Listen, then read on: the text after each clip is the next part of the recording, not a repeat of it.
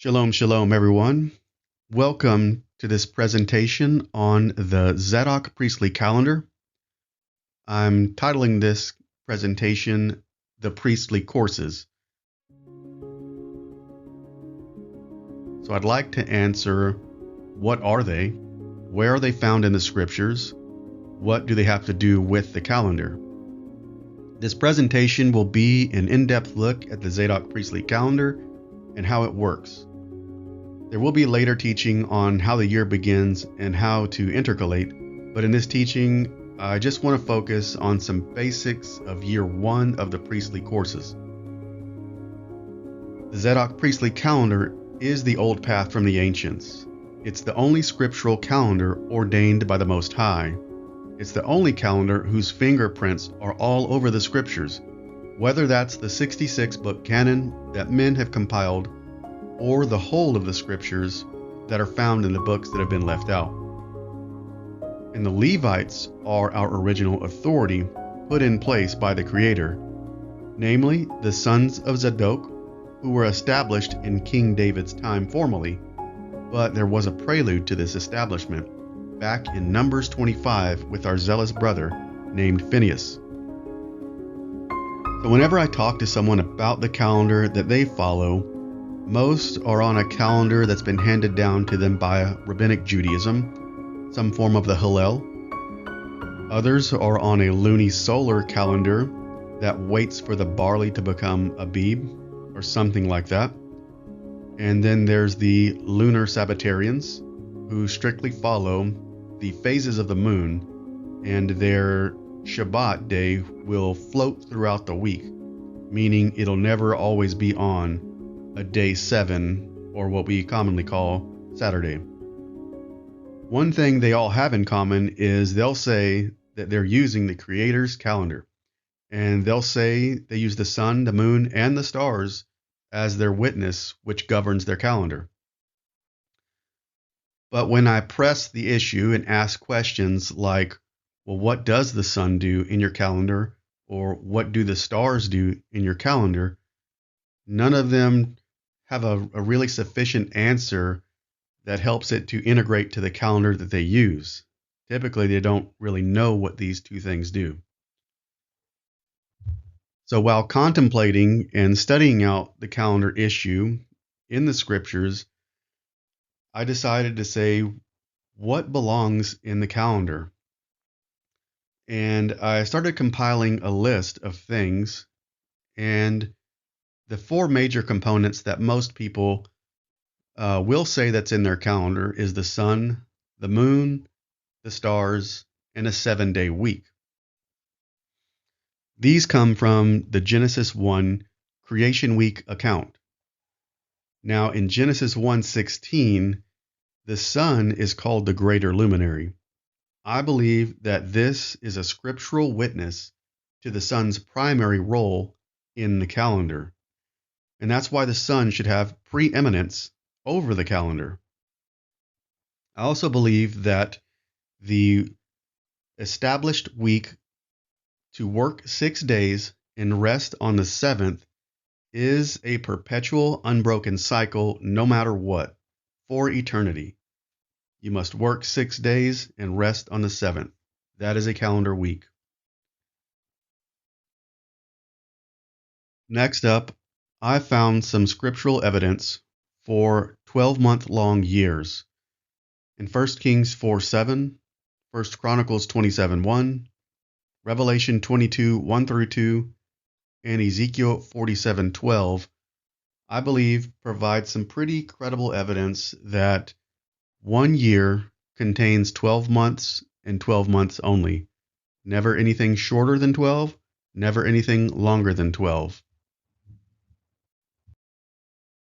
I found scriptural evidence for 30-day long months from Deuteronomy 21:13, Deuteronomy 34:8, and Numbers 20:29. You can read about the days of mourning, and you'll see why I believe that it's describing a 30-day long month. Also, the Genesis Noah's flood records 30-day long months, and Revelation 11:3 12:6 and Daniel 12:11 through 12 talk about this 1260-day prophecy. If you just divide this out by 30, you'll see that it's 42 months exactly, giving more scriptural evidence for a 30-day long month. As I continued to research, I found two new components that definitely do belong in the calendar. One is the priestly courses that are found in 1 Chronicles 24 and also in Luke chapter 1, verse 5. Also the Shemitah and Jubilees. These are undoubtedly a part of the calendar, and no other calendar that I've studied even mentions these two important components. So the question is, how could the correct calendar ever lose track of the priestly courses, the Shemitah, and the Jubilees?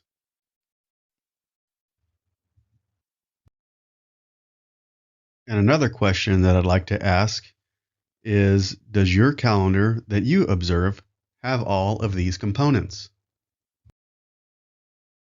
So let us answer, what are the priestly courses and where are they found in the scriptures? In 1 Chronicles chapter 24, King David, under the inspiration of the Ruach HaKodesh, with Zadok of the sons of Eleazar and Ahimelech of the sons of Ithamar, divided them according to their offices for their ministry. 1 Chronicles 24 verse 5 reads, "Thus they were divided by lot, the one as the other, for they were officers of the sanctuary and officers of Elohim, both from the descendants of Eleazar and the descendants of Ithamar. Shemaiah, the son of Nathaniel, the scribe, from the Levites, recorded them in the presence of the king. The princes, Zadok the priest, Ahimelech the son of Abiathar, and the heads of the fathers' households of the priests of the Levites, one father's household taken for Eleazar, and one taken for Ithamar." Now, as you can see, we have a list of the families here, listed 1 through 24. These are the priestly courses. So if we continue reading down to verse 19, we'll see these were their offices for their ministry when they came into the house of Yahweh, according to the ordinance given to them through Aaron their father, just as Yahweh Elohim of Israel had commanded him. A key phrase in this verse comes at the end where it says, just as Yahweh Elohim of Israel had commanded him. So, for me, this is clearly a commandment.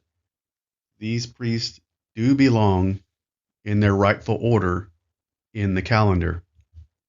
Now, a couple of questions we should be asking are, who took these priestly families out of the calendar?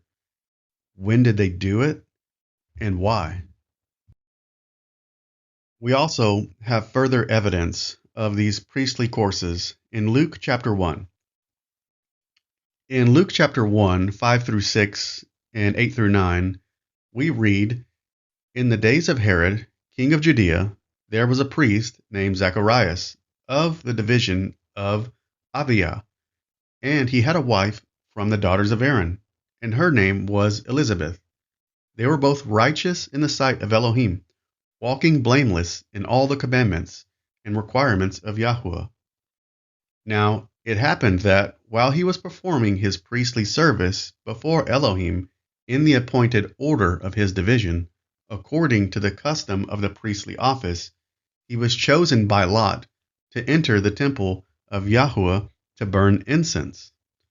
As we can see, these priestly families were established in King David's era up to the days of Messiah.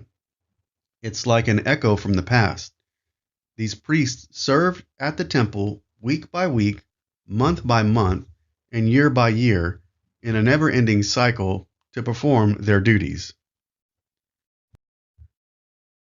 Now, let's get into what the Dead Sea Scrolls have to say about these priestly courses. The Dead Sea Scrolls have revealed to us the priest's position in the calendar throughout the years. Scrolls like 4Q319 represent a calendrical system based on the weekly rotation of the 24 priestly courses during a 6-year period, and constructed into 6 consecutive jubilees, i.e., 294 years. They contain the so-called ot, or signs of the moon. The sign, which reoccurs in every 3 years, probably identifies the years in which the shorter lunar year of 354 days is supplemented by means of the intercalation of an extra month of 30 days, to equal the length of 3 solar years of 364 days each. Paleographically, the manuscript is dated to the first half of the 1st century BCE. This comes from the Giza Vermes edition of the Complete Dead Sea Scrolls in English Revised. So, again, we do have evidence of these priestly courses, and in this case, it comes from an ancient manuscript. It's like these courses, these priestly families, have been resurrected from the dust of the earth. Before I go into what the scrolls say, I want to get you familiar with what ot means. The word ot is a feminine noun and was first used in the Bible in the plural form, meaning a sign, a mark, a letter. Strong's lexicon says the definition is sign, token, mark, miracle. The word origin is derived from a primitive root in Hebrew related to the concept of appearing or coming forth. The first scriptural uses can be found in Genesis 1:14, Genesis 9:13, and Exodus 31:13. They read, "Then Elohim said, 'Let there be lights in the expanse of the heavens, to separate the day from the night, and let them be for signs and for seasons, for days and years.'" Genesis 9:13, "I set my bow in the cloud, and it shall be for a sign of a covenant between me and the earth." And Exodus 31:13, "But as for you, speak to the sons of Israel, saying, 'You shall surely observe my Sabbaths, for this is a sign between me and you throughout your generations, that you may know that I am Yahweh who sanctifies you.'" I also would like for you to become familiar with the Hebrew word duk. So here is the Hebrew word duk. And all I really want you to know is that the word does exist in the scrolls. There's a debate on what it means as far as full moon, new moon, and I've even seen a document that calls it an eclipse. I'll let you come to your own conclusions as you research this topic on your own, but it does seem clear that it has something to do with the moon. Please study this out, and we would love to see and hear what conclusions you've come to as well. So I've highlighted it here for you to see that it's in the scrolls. What I'm going to do now is to try and pinpoint the calendar scroll fragments to the beginning of the year. So using a blank calendar template, I'll plug in the information found in the Dead Sea Scrolls. 4Q319 reads, "Its light on the 4th day of the week, the creation, in the 4th day, Gamul, the sign," there's that word ot, "of Shechaniah in the 4th year, the sign of Gamul in the year of release." 4Q320, fragment 1, reads, "To become visible from the east and shine in the center of the sky at the base of the vault from evening to morning on the 4th day, i.e. Wednesday, of the week of the sons of Gamul in the 1st month of the 1st year." So what shines from evening to morning? We also have a fragment that reads, "To show it from the east, and to cause it to shine in the middle of heaven, in the foundation of the creation, from evening till morning." There is full moon, and that's where we see this word duk. On the 4th day, in the week of the sons of Gamul, in the 1st month of the 1st year. With these scroll fragments visible in front of us, some patterns are becoming self-evident, and we're starting to get some coordinates that we can plot on a blank calendar. Number 1 is going to be the 4th day of the week. Number 2, the 1st month. Number 3, the 1st year. And number 4, Gamul is in service. All of us who observe the Zadok Priestly Calendar agree that the week must start on day 4 of the week, as this corresponds to the Genesis 1 creation week account. We see that the heavenly luminaries were created and put in the sky to separate the day from the night, to be for signs and for seasons and for days and years. Thus, these luminaries govern the calendar and were established on day 4. Now, what we need to do is find a starting point.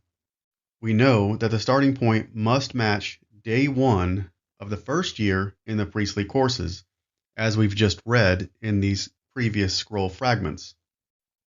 Through some diligent research, it was found that the moon patterns of March 2019 were a perfect match for what the Dead Sea Scrolls calendar were describing to us.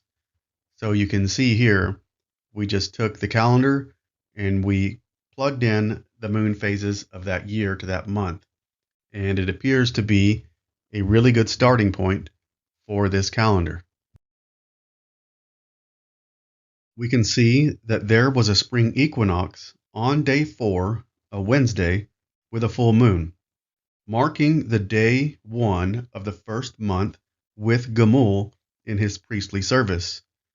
This is the oat, or the sign, that we've been looking for to get back on track with the ancient priestly courses and to reestablish the Creator's true calendar in our time.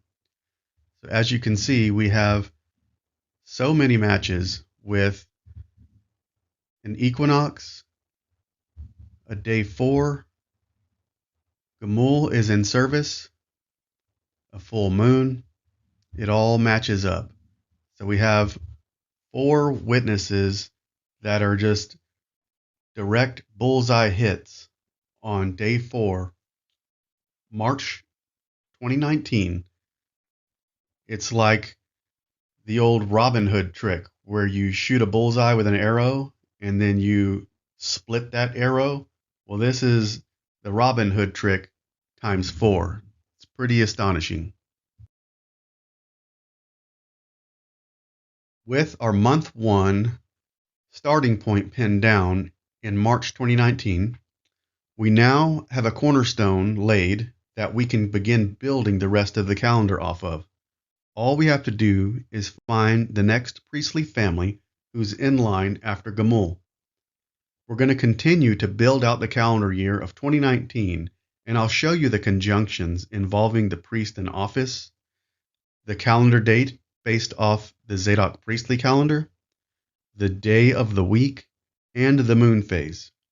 It's like trying to solve a mystery where you get clues throughout the game, or doing one of those missing word search puzzles. It's going to be plug and play. For the sake of clarity, I'm not adding in all of the Zadok Priestly Calendar dates. It'll be just too cluttered, so I've numbered the 1st of the month and last of the month for the Zadok calendar. The next priestly family after Gamul, who's number 22, is going to be Deliah. He is going to be number 23. Then Messiah, that's number 24. Then back to the start, who is Jehoram, number 1. I'll go ahead and have each calendar month filled in with the correct priestly family, and I'll overlay the lunar phase for the calendar year of 2019. onto its corresponding month. Here we have another witness in month 1 of year 1. In scroll fragment 4Q 320 reads, "The 5th week of Yediah corresponds to the 29th day of a lunar month and falls on the 30th of the first month according to the solar calendar." Now the solar calendar is the Zadok Priestly Calendar. Let's look at our witnesses here. We have day 5 highlighted. We see that Yediah is in the correct place. We have the correct lunar calendar day, and then it is on the 30th of the first month. So with that, we have 4 matches on this month. Actually, that equals 8. Because of the previous slide, we see Gamul in service, which began our year. So year 1, month 1, we have 8 references. Here we have the Zadok Priestly Calendar month 2 in May 2019. The scroll fragment 4Q 320 reads, "The Sabbath of Hakoz corresponds to the 30th, on the 30th of the second." So, looking here, we have the Shabbat day, we have Hakoz in the correct order, and it is on the 30th of the second month. So there are our matches. We can check that one off the list. Let's look at month 3 for June. On the first day in the week of Eliashib, corresponding to the 29th day of the lunar month, which falls on the 29th day in the third solar month. Again, first day of the week, Eliashib, on the 29th day of the lunar month, which falls on the 29th day of the third solar month. So here I've put the 31st of the third month, and we just have to count backwards, 30, 29. Again, we have ourselves 4 matches for month number 3. Zadok calendar month 4 for July 2019. We're going to read in 4Q320, "On the 3rd day in the week of Bilgah, corresponding to the 30th day of the lunar month, which falls on the 28th day in the 4th solar month." So again, we'll just check out our coordinates, see if they're correct. We have 3rd day, we have Bilgah, we have the 30th lunar month day, and the 28th of the solar month. Just have to count back from 30, 29, 28. We have a direct hit again. Continuing on to month 5, August 2019. 4Q320 reads, "On the 4th day in the week of Patiah, corresponding to the 29th day of the lunar month, which falls on the 27th day in the 5th solar month." Coming to our coordinates of day 4, Pathiah, 29th day of the lunar month, falls on the 27th in the 5th solar month. There's the 30th, 29, 28, 27. We have another match. Let's check out Zadok month number 6 for September 2019. On the 6th day in the week of Deliah, corresponding to the 30th day of the lunar month, which falls on the 27th day in the 6th solar month. Day 6 on our weekly count, we do see Deliah on the 30th of the lunar, on the 27th of the 6th solar month. Here's day 31, 30, 29, 28, 27. So we have a dead match again, and we'll continue on. Building out the calendar to the Zadok Priestly Calendar month 7 in October 2019. The scroll fragment reads, "On the Sabbath in the week of Siorim, corresponding to the 29th day of the lunar month, which falls on the 25th day in the 7th solar month." Here is our Shabbat. We see that Siorim is in the correct order. We have the correct lunar calendar day and the 25th of the 7th solar month. There's solar month day number 30, 29, 28, 27, 26, 25. We have a good match for month 7. Taking a look at Zadok month 8, November 2019. Scroll fragment 4Q320 reads, "On the second day in the week of Avia, corresponding to the 30th day of the lunar month, which falls on the 25th day in the 8th solar month." We have day 2 highlighted out.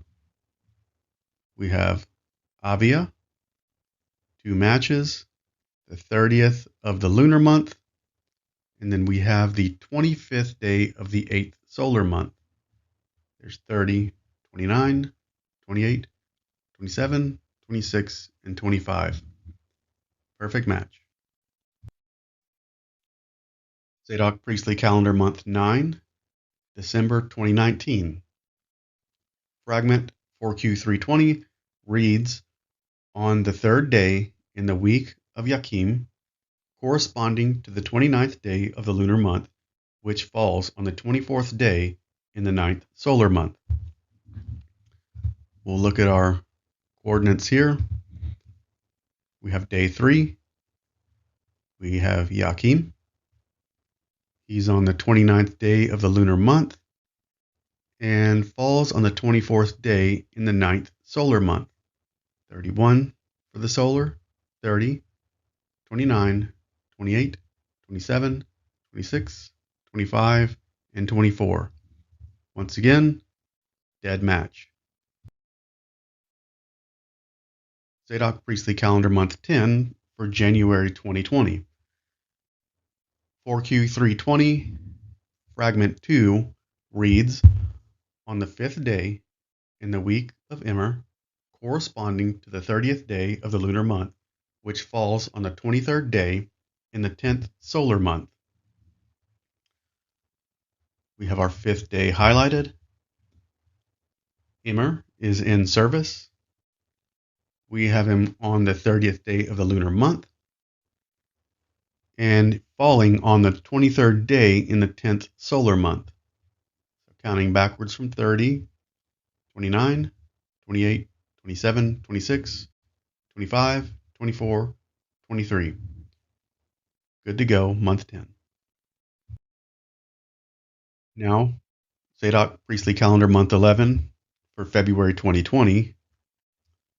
4Q320 reads, "On the 6th day in the week of Yehezekiel, corresponding to the 29th day of the lunar month, which falls on the 22nd day in the 11th solar month." Here we have our 6th day. We have Yehezekiel in service in the correct order. We have him on the 29th day of the lunar month, which falls on the 22nd day in the 11th solar month. There's our 30, 29, 28, 27, 26, 25, 24, 23, 22. Correct dead matches. And concluding our calendar build, we have Zadok Priestly Calendar month 12 in March 2020. Our scroll fragment 4Q320 reads, "On the 1st day in the week of Yehoreb, corresponding to the 30th day of the lunar month, which falls on the 22nd day in the 12th solar month." Beginning our coordinates plotting of day 1, we find Yehoreb in service, matching up to the 30th day of the lunar month, which falls on the 22nd day in the 12th solar month. So there's our 31st day of the solar month, 30, 29, 28, 27, 26, 25, 24, 23, 22. Again, we have perfect matches to complete out this calendar build. We have found year 1 of the priestly courses. It is ending on day 3. We've counted out 364 days to complete the year. Our next year is going to start on a day 4, which is perfect. That's what we want. And it's going to be year 2 in the priestly courses. So we fully counted out 364 days to end the year. We've counted out 52 Shabbats exactly in totality, which consisted of 7 days per week. We had no blending of one year into the next. We had no non-days or days out of time that were not counted at the end. Complete 364 perfect calendar year. So as you've seen in this presentation, March 2019 matches the Dead Sea Scrolls perfectly. What I'm going to show you in the next presentation will be the rest of the 5 out of the 6 years worth of priestly courses. This presentation is just year 1 of the courses, which marked a creation week scenario or replication of the creation week as per scroll 4Q320. I'll be demonstrating how the years 2020 through 2025 fit in perfectly as well. I'd like to give you a final recap on this research, and I will go over some bullet points on why we chose the start date of March 20th, 2019, and how the priestly courses fit into the dates that proceed to complete the rest of the calendar year. Point number 1. In Genesis 1, the heavenly luminaries, which are the signs for the calendar, were created and set in motion on day 4. That is why the calendar must begin on day 4, Wednesday. Also, the sun, being referred to as the greater luminary, gives it preeminence and leadership status over the calendrical luminaries, not the moon or the stars. Point 2. I strongly believe that the moon was created in the full moon phase, and not only was it full, but it was most likely in the state of what we refer to as a supermoon. Point number 3, the Dead Sea Scrolls, like 4Q319, 4Q320, are a strong witness to point number 2. They read, on the 4th day of the week, its light on the 4th day of the week of the creation, in the week of Gamul, the sign of Gamul, in the year of release, i.e. the first sabbatical year. Also, to show it from the east, and to cause it to shine in the middle of heaven, in the foundation of the creation, from evening till morning, there is full moon. Point number 4. Using the starting point given in the above-mentioned Dead Sea Scrolls, we started the calendar on day 4 with an equinox, Gamul in service that week, with the oat or sign of a full moon, which mimics the original creation week scenario. Point number 5. We then simply follow the order of the priestly courses given in 1 Chronicles 24 and installed the next priestly family after Gamul, number 22, serves 1 week, which was Deliah, number 23. After Deliah serves for 1 week, the family of Maaziah, number 24, comes in to serve 1 week. And then the order starts over again with number 1, Yehoreb. Point number 6, this 1 priest, 1 week pattern is a perpetual cycle for eternity, and our calendar now has the sun, moon, stars, and priestly courses in the correct order. As I conclude the presentation, I would like to just go over some notes that are very complementary to this calendar system and the priestly courses. So, this is the beginning of another 294-year cycle where the priestly courses will count out 6 years and then start over with year 1, while also operating within the 7-year Shemitah and the Jubilee cycles. But do keep in mind that the priestly courses operate independently, so it's like a wheel within a wheel. Does that remind you of Ezekiel? Both of these cycles take 294 years to line up. So 294 years divided by 6, that's the priestly courses, equals 49. And 294 divided by 7 equals 42. Both numbers, 42 and 49, are divisible by 7. Both numbers have prophetic implications. What you'll find out, like we did, is the priests never intercalated within the 6 years of the courses, meaning from year 1 to year 6, not even one day was intercalated. The last presentation will be about how intercalation was accomplished and should be accomplished.